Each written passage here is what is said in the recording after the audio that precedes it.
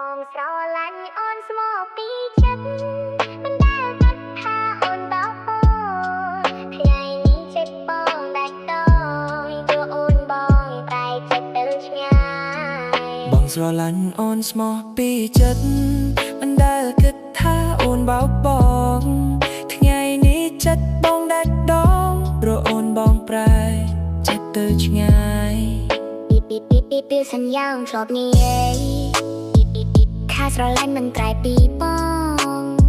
តែលើបងនៅឯថ្ងៃតោងឈឺចាប់ក្នុងចិត្តគ្មានអ្នកយល់